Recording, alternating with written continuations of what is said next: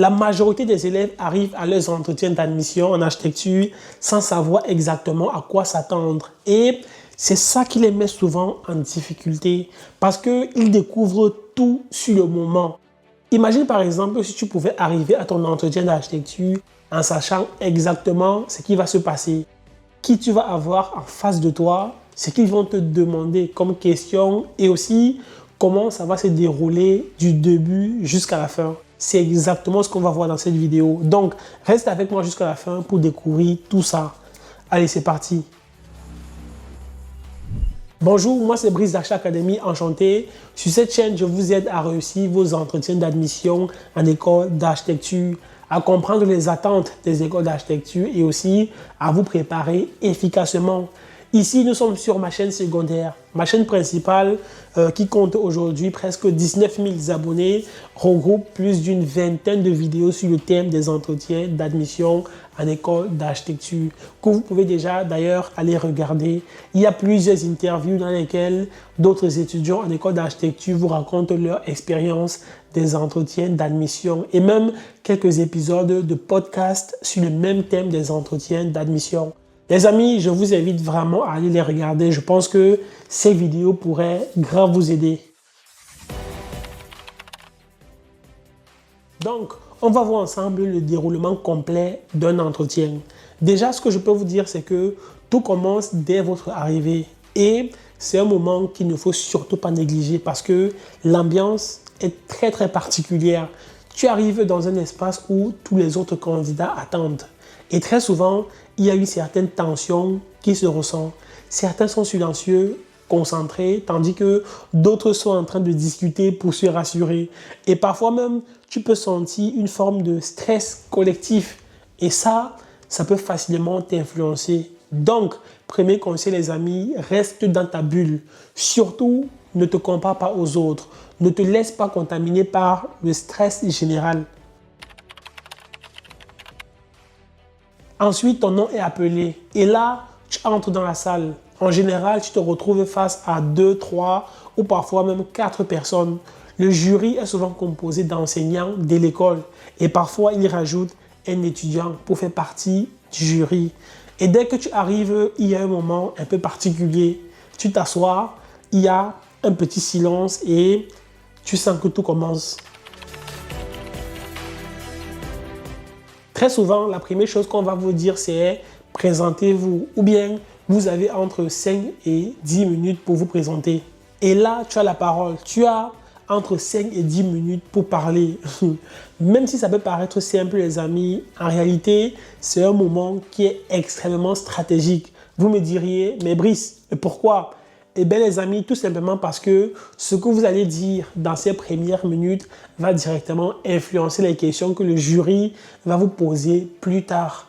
Mais le problème c'est que la plupart des candidats ne le comprennent pas. Ils pensent que c'est juste une formalité. Ils se présentent rapidement de manière assez classique et sans s'en rendre compte, il laisse complètement le contrôle au jury.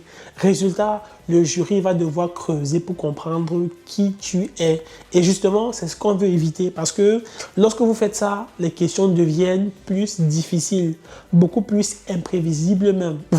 Et c'est souvent à ce moment-là que les candidats commencent à perdre leurs moyens. Alors que si ta présentation est bien construite, tu peux orienter les questions, mettre en avant ce que tu maîtrises et rendre ton entretien beaucoup plus simple.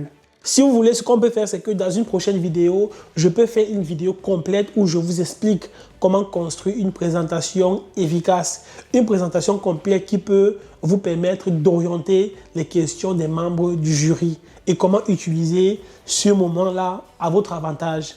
Bref, dites-le moi dans l'espace commentaire les amis, si ça vous intéresse, il n'y a pas de problème, c'est avec grand plaisir, je vous prépare cette vidéo-là très prochainement. Si ça vous intéresse, faites-le moi savoir dans l'espace commentaire.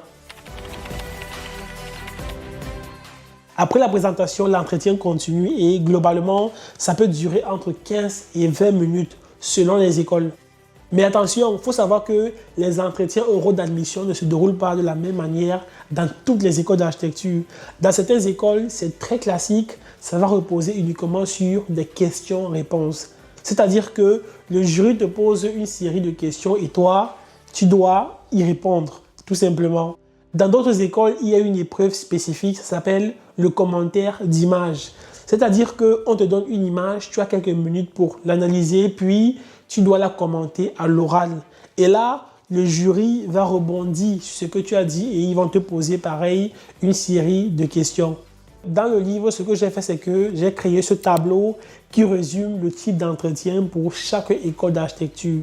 Par exemple, on peut voir ici que à l'ENSA de Normandie, ce sont des questions-réponses et aussi le commentaire d'image. À Malaquais, ce sont des questions-réponses et aussi le commentaire d'image. Toutes ces informations que vous voyez sont à jour et ont été actualisées pour chaque école d'architecture. Il y a aussi un point très important à comprendre. Il faut savoir que lors de l'entretien, tous les membres du jury ne jouent pas le même rôle. Parfois, tout peut très bien se passer. Le jury peut être bienveillant à l'écoute et parfois aussi, ça peut être complètement différent. Ça peut arriver que certains des enseignants, membres du jury, soient là juste pour vous déstabiliser, pour voir comment tu réagis. Est-ce que tu perds tes moyens? Est-ce que tu restes calme? Est-ce que tu sais argumenter dans la pression, etc.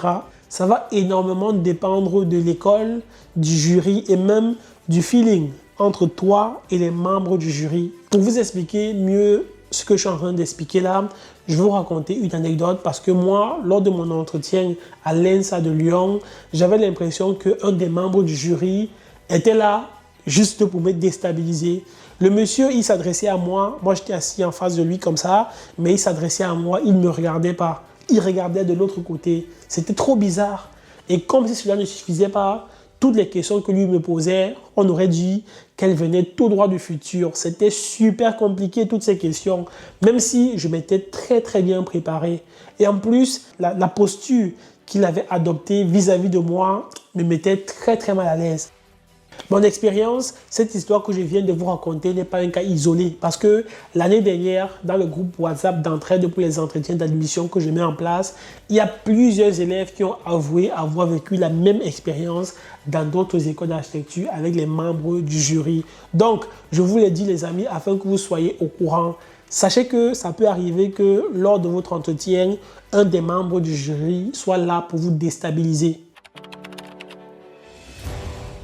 Après ta présentation, le jury va rebondir sur certaines choses que tu auras dit et ils vont te poser une série de questions pour approfondir. Très souvent, le jury a aussi ta lettre de motivation sous les yeux et ils peuvent s'appuyer dessus pour creuser davantage sur certaines choses. Donc, tout ce que tu écris dans ta lettre de motivation peut ressortir le jour de l'entretien. Il faut savoir que les questions qu'ils vont vous poser lors des entretiens peuvent à la fois être simples comme elles peuvent être aussi très difficiles. Ici, ça va vraiment dépendre des écoles et aussi du jury que vous aurez. Dans le livre, ce que j'ai fait, c'est que je vous ai mis toutes les différentes questions des entretiens d'admission. Je les ai regroupées en plusieurs catégories différentes. On a par exemple ici une catégorie que j'ai appelée les questions fréquentes. Pourquoi le métier d'architecte? Pourquoi notre ENSA? Si tu es refusé dans notre école, tu as un plan B, etc. Ensuite, on a des questions de type lien. Par exemple, quel lien tu peux faire entre l'art et ta culture générale avec l'architecture? Peux-tu lier l'architecture aux sciences, etc.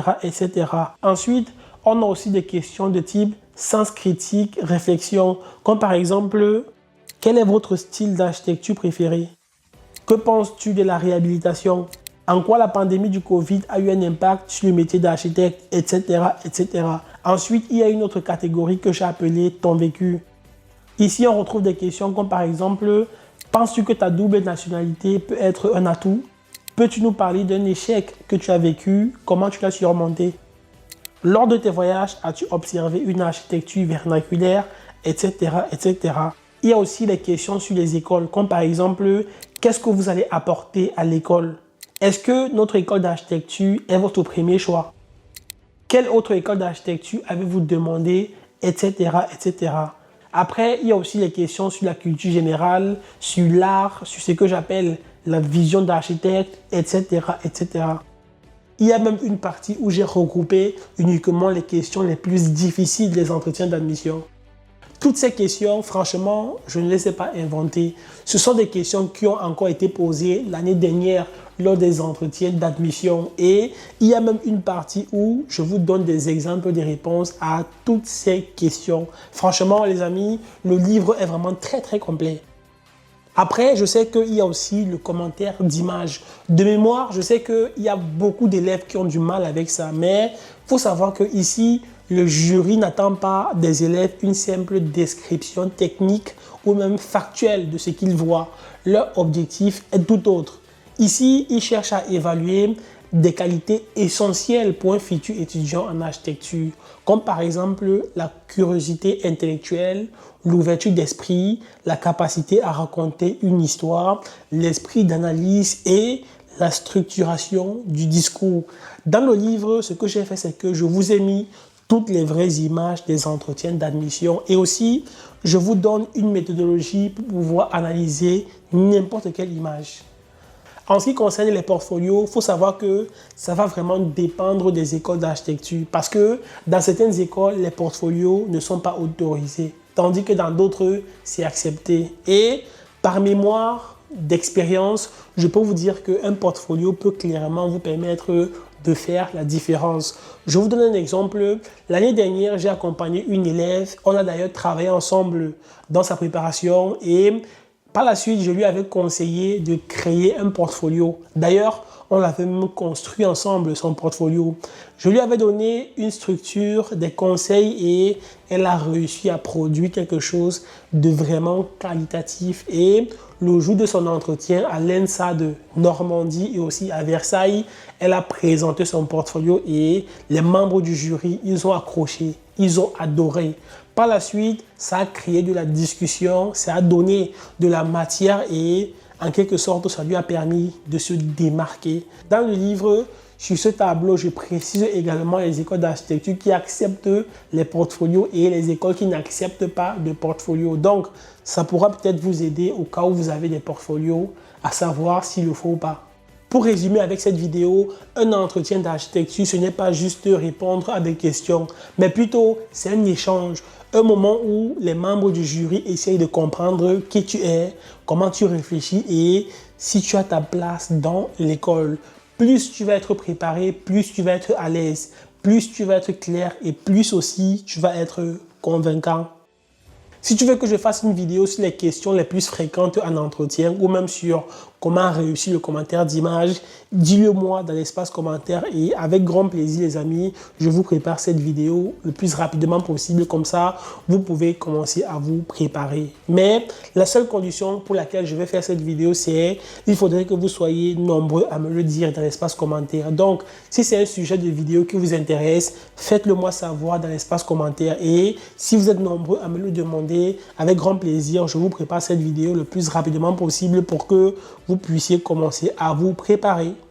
J'ai pris beaucoup de plaisir, les amis, pour vous faire cette vidéo. Si vous l'avez aimée, si elle vous a permis d'apprendre des choses, s'il vous plaît, pensez à la liker. Cela me fera plaisir et aussi, ça m'encourage à vous faire davantage de vidéos pour vous aider dans votre préparation. Merci beaucoup à tous ceux qui le feront. C'est gentil, c'est apprécié. Pensez à partager cette vidéo à tous vos collègues qui eux aussi souhaitent entrer en école d'architecture. Comme ça, cette vidéo pourra aussi les aider. C'était Brice, on se dit à très bientôt pour une nouvelle vidéo. Allez, ciao!